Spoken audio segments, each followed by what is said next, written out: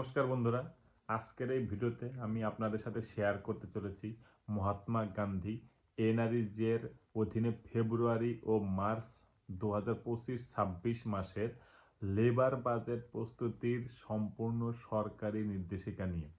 অর্থাৎ একটি নির্দেশিকা পাস হয়েছে, যে নির্দেশিকাতে বলা হয়েছে যে ফেব্রুয়ারি এবং মার্চ মাসের জন্য লেবার বাজেট তৈরি করতে হবে। এই নির্দেশিকা government of West Bengal panchayat and rural development department থেকে 16ই জানুয়ারি 2026 এই দিনটিতে প্রকাশিত হয়েছে। এই ভিডিওতে জিপি, ব্লক, ডিস্ট্রিক্ট লেভেলের সব এমজিএনআরজিএস কর্মীদের জন্য অত্যন্ত গুরুত্বপূর্ণ। তাই বন্ধুরা বলে রাখছি, ভিডিওটি কিন্তু খুবই গুরুত্বপূর্ণ হতে যাচ্ছে। অবশ্যই প্রথম থেকে লাস্ট পর্যন্ত দেখবেন। আপনাদের প্রথমে আমি বলে দিই, লেবার বাজেটটা কি, কোন জিপিতে কোন কোন কাজ হবে, কতজন শ্রমিক কাজ করবে, কত টাকা খরচ হবে, এটাই হলো কি লেবার বাজেট। যদি আমি সিম্পল ভাষায় বলি, এইসব কিছুর একটি আগাম পরিকল্পনা করা হয়। যদি লেবার বাজেট ঠিকঠাক করে না করা হয় তাহলে পরে কাজ আটকে যেতে পারে, পেমেন্ট ডিলে হতে পারে, অডিট অবজেকশন আসতে পারে। তাই সরকার এইবার কঠোর টাইমলাইন ও শর্ত দিয়েছে এই লেবার বাজেট তৈরি করার জন্য ফেব্রুয়ারি এবং মার্চ মাসের জন্য। অর্থাৎ এই ফিনান্সিয়াল ইয়ার যেহেতু আর 2 মাস আছে, সেজন্য ফেব্রুয়ারি এবং মার্চ মাসের জন্য লেবার বাজেট তৈরি করার জন্য বলে দিল। অর্থাৎ কাজ কিন্তু শুরু হতে যাচ্ছে। তো চলুন দেখে নিই বিস্তারিত চিঠিটি কি রয়েছে, সেই বিস্তারিত চিঠিটিতে এবং কি বলেছে বাজেট তৈরির বিষয়ে। এটা হলো সেই অর্ডার কপি যেখানে অর্ডার করা হয়েছে 16/1/2026-এ।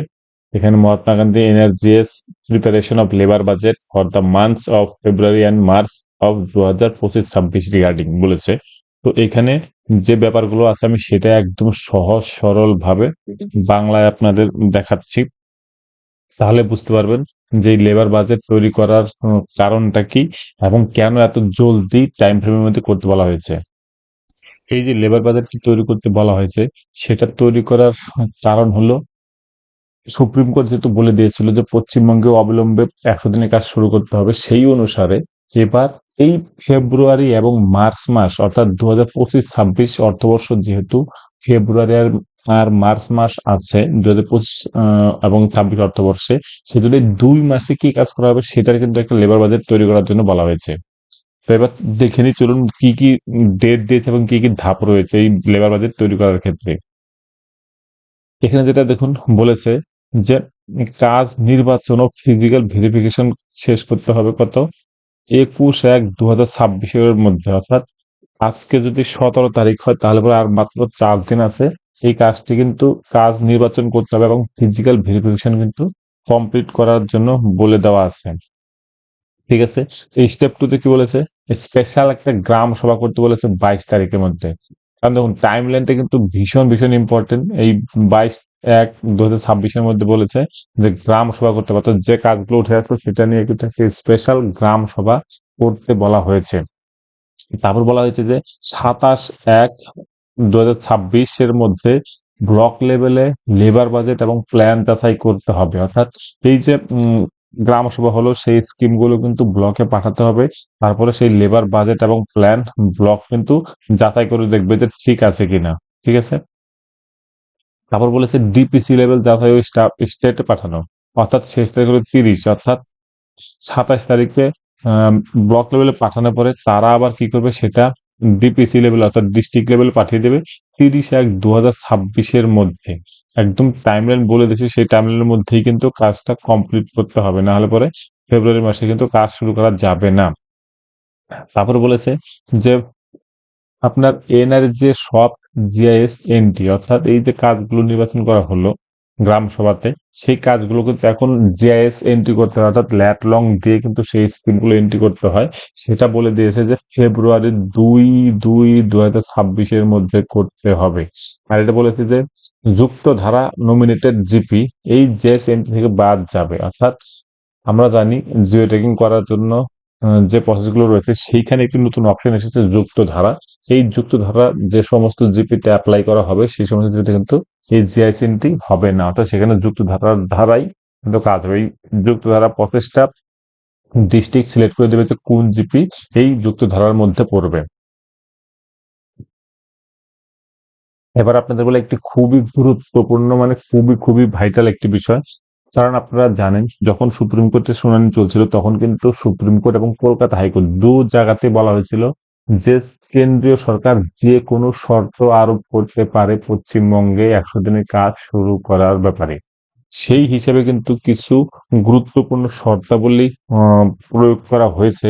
যেই শর্তাবলীগুলির মধ্যে রয়েছে যে 20 লক্ষের বেশি অনুমান মূল্যের কোনো কাজ নেওয়া যাবে না। অর্থাৎ 100 দিনের কাজ আমরা জানি এতদিন যেটা হতো যে 20 লক্ষের উপরে যদি কোনো কাজ থাকতো সেটাও কিন্তু নেওয়া যেত, সেটা প্ল্যান পাস আলাদা জায়গা থেকে হতো এবং ডিস্ট্রিক্ট লেভেল থেকে হতো, সেটা কিন্তু নেওয়া যেত। কিন্তু এখন বলেছে যে 20 লক্ষের বেশি কোনো কাজে কিন্তু এখন আর অনুমোদন পাওয়া যাবে না, সুতরাং 20 লক্ষের নিচে কিন্তু সমস্ত কাজ রাখতে হবে।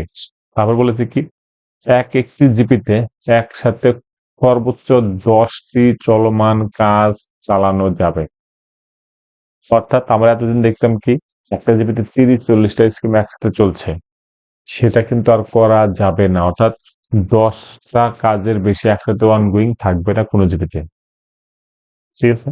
তারপর বলেছে কমিউনিটি ওয়ার্ক, অর্থাৎ যা কাজ না হবে সমস্তটাই কোনো ইন্ডিভিজুয়াল কাজ হবে না, অর্থাৎ কমিউনিটি ওয়ার্ক নিতে হবে।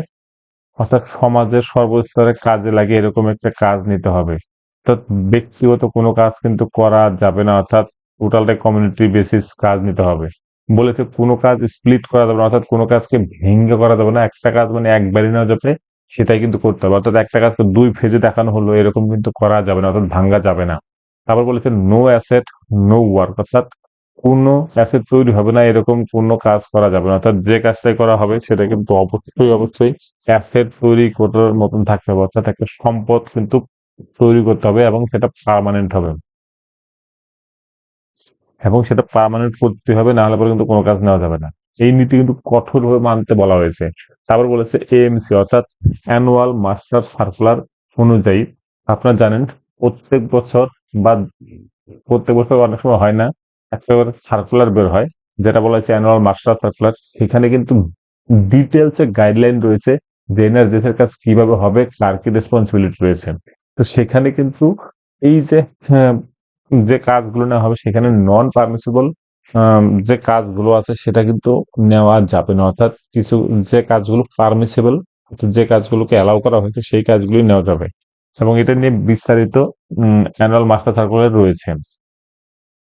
তারপর বলেছে যেমন নন ল্যান্ড ডেভেলপমেন্ট, তারপর আপনার রিভার রিজুভিনেশন অর্থাৎ নদী খনন বা এমব্যাঙ্কমেন্ট নদীর রিপেয়ার অ্যান্ড মেনটেনেন্স বা রিনোভেশন অফ ক্যানেলস, এই সমস্ত কাজ কিন্তু নেওয়া যাবে না। এটা কিন্তু একদম পরিষ্কার গাইডলাইন দিয়ে দিয়েছে, অর্থাৎ শর্তাবলীর মধ্যে দিয়েছে। তারপর বলেছে সব কাজের জন্য প্রি এস্টিমেশন ফিল্ড ভিজিট বাধ্যতামূলক, অর্থাৎ যে কোনো কাজই করা হোক না কেন সেটা কিন্তু প্রথমেই ফিল্ড ভিজিট করে নিয়ে একটা প্রাইমারি এস্টিমেট তৈরি করতে হবে এবং সেটা কিন্তু বাধ্যতামূলক। তারা বলেছে সব এস্টিমেট সিকিউর সফটওয়্যারের মাধ্যমে করতে হবে, অর্থাৎ আপনারা জানেন যে এস্টিমেট গুলো তৈরি হয় সেটা কিন্তু সিকিউর সফটওয়্যারের মাধ্যমে তৈরি হয় এবং সেটা এখনো কিন্তু করতে হবে। তারপর বলেছে জেলা স্তরের 60-40 অর্থাৎ ওয়েজ 60% করতে হবে এবং ম্যাটেরিয়ালের কাজ 40% করা যাবে, এবং এটা কিন্তু মেনটেন করতে বলা হয়েছে। মোট ব্যয়ের কমপক্ষে 60% কাজ, অর্থাৎ যা কাজ না অর্থাৎ 60% কাজ কিন্তু এগ্রিকালচার এবং অ্যালাইড সেক্টরের সাথে যুক্ত অ্যাসেট ক্রিয়েশন হতে হবে, অর্থাৎ এগ্রিকালচার রিলেটেড কাজ কিন্তু 60% হবে। এইটা সবকিছু মেনটেন করে কিন্তু এই কাজগুলো করতে হবে। তারপর বলা হয়েছে আপনাদের দেখিয়ে দিলাম যে কাজগুলো নেওয়া যাবে না, অর্থাৎ ল্যান্ড ডেভেলপমেন্ট, তারপর river rejuvenation, repair and maintenance এবং ক্যানাল রিনোভেশন, এই কাজগুলো কিন্তু এখন আর নেওয়া যাবে না। ঠিক আছে, পরিষ্কার করে কিন্তু এখানে বলে দিয়েছে। তারপর দেখুন এখানে বেশ কিছু গুরুত্বপূর্ণ ব্যাপার আছে, সেটা হলো গিয়ে অর্থাৎ দেখালাম যে প্রথমে ফিল্ড ভিজিট করতে হবে, সিকিউরিটি করতে হবে, 60% মেনটেন করতে হবে, 60% হবে গেলে কৃষি ভিত্তিক অ্যাসেট। ঠিক আছে, এটা হলো গিয়ে কন্ডিশন। আরো যে কন্ডিশন গুলো রয়েছে যে প্রত্যেকটা কাজ যখন নেওয়া হবে সেটার এনআরজি সফটওয়্যারে আপলোড করার জন্য প্রয়োজনীয় সার্টিফিকেট দিতে হবে, অর্থাৎ প্রি এস্টিমেশন যেটা তৈরি করা হচ্ছে সেটা কিন্তু ফিজিবল কিনা বা ইউটিলিটি রিপোর্ট সেটা কিন্তু আপলোড করতে হবে। ডুপ্লিকেশন বা ডাবল কাউন্টিং হয়নি এই মর্মে সার্টিফিকেট দিতে হবে কাকে, বিডিও কে।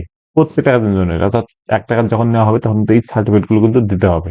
ওয়ার্ক স্প্লিটিং অর্থাৎ কাজ ভাগ করা হয়নি সেটা সার্টিফিকেট দিবে ভিডিও। পারমিসিবলের মধ্যে পড়ছে কিনা কাজটা সেটাও দিবে ভিডিও। বেনিফিশিয়ারি সিলেকশন প্যারা 5-6 সিরিয়াল অনুযায়ী আছে কিনা সেটা দিবে ভিডিও। ডিপিআর প্রিপারেশন সার্টিফিকেট যদি প্রযোজ্য হয় সেটা বানাতে হবে। কনভার্জিং ডিপার্টমেন্টের সাথে ক্লিয়ারেন্স সার্টিফিকেট দিতে হবে।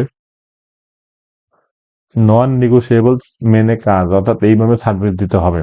তারপর সব সার্টিফিকেটের নাম, পদবি ও অফিসিয়াল সিল থাকতে হবে এবং এনআরজি সবচেয়ে এন্ট্রি বাধ্যতামূলক করা হয়েছে।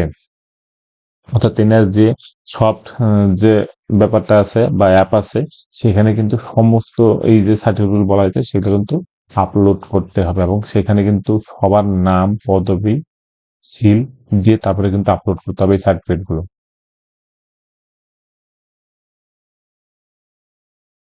তারপর বলা হচ্ছে প্রায়োরিটি বেসিস কাজগুলো।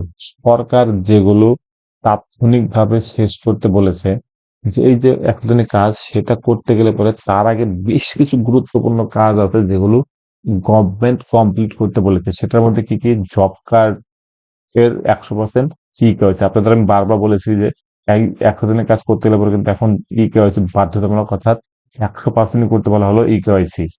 যদি কেউ করে না থাকেন অবশ্যই গ্রাম পঞ্চায়েতে গিয়ে এই ইকেওয়াইসি করে নিন, না হলে পরে কিন্তু আপনি যখন কাজ শুরু হবে তখন কিন্তু কাজ পাবেন না। তারপরে কি বলা হয়েছে? প্রতি ব্লকে অন্তত একটি জিপি যুক্ত ধারা প্ল্যান্টেশন প্ল্যাটফর্মের জন্য নির্বাচন, অর্থাৎ প্রত্যেকটা ব্লকের আন্ডারে একটা গ্রাম পঞ্চায়েতকে এরকম সিলেক্ট করতে হবে যেটা যুক্ত ধারা প্ল্যাটফর্মের সাথে যুক্ত হবে, অর্থাৎ যুক্ত ধারা বেশ কিছু পরিবর্তন এসেছে সেই যুক্ত ধারা অনুযায়ী কিন্তু কাজ করতে হবে। এটা কিন্তু ব্লক সিলেক্ট করবে যে কোন জিপি যুক্ত ধারার আন্ডারে পড়বে। তা বলা হয়েছে জিপি লিস্ট, অর্থাৎ জিপি লিস্ট পাঠাতে হবে 19/1/2026 মধ্যে। ই সক্ষম সেলফ লার্নিং ট্রেনিং শেষ করতে হবে, অর্থাৎ আপনারা জানেন কয়েকদিন আগে একটা এই সেলফ ই সক্ষম লার্নিং ট্রেনিং দিতে বলা হয়েছিল প্রত্যেকটা গ্রাম পঞ্চায়েতকে এবং ব্লককে এবং ডিস্ট্রিক্টের বেশ কিছু স্টাফকে। সেটা কিন্তু অলরেডি নেওয়া হয়ে গেছে, যদি না থাকে তাহলে কিন্তু সেটা শেষ করতে হবে। তারপর বলছে ডিস্ট্রিক্ট ওয়াইজ এসওআর, অর্থাৎ স্ট্যান্ডার্ড অপারেটিং প্রসিডিউর যেটা আছে সেটা পাঠাতে বলেছে। সেটা হলো 30/1/2026 মধ্যে ডিস্ট্রিক্ট এন্ডের থেকে। তারপর বলেছে পেন্ডিং যত সোশ্যাল অডিট আছে, অবজেকশন সেগুলো মিটাতে হবে, অর্থাৎ যদি কোনো অবজেকশন থাকে সেটা মিটাতে হবে 10/2/2026 মধ্যে। তারপর বলেছে ফেজ 2 ওয়ার্কস জিও ট্যাগিং দ্রুত শেষ করতে হবে। এই সমস্ত কিছু করলে পরে তারপরে কিন্তু 100 দিনের কাজ শুরু করা যাবে। তবে যাই হোক, একটা পজিটিভের দিকে যাচ্ছে এবং যে গাইডলাইন দিয়েছে, যে টাইমলাইন দিয়েছে সেটা কিন্তু টাইমলি শেষ করতে হবে এবং আশা করা যাচ্ছে ফেব্রুয়ারি মাসে কাজ শুরু হচ্ছে। ফেব্রুয়ারি মাসে কাজ শুরু করা মানে টাকাও কিন্তু দিয়ে দেবে এবং পরবর্তী ফিনান্সিয়াল ইয়ারে কিন্তু সঠিকভাবে ঠিক সময়ে কাজ হবে বলে সব মূল ধারণা এবং সেই অনুসারেই কিন্তু সমস্ত অর্ডার গুলো আসছে।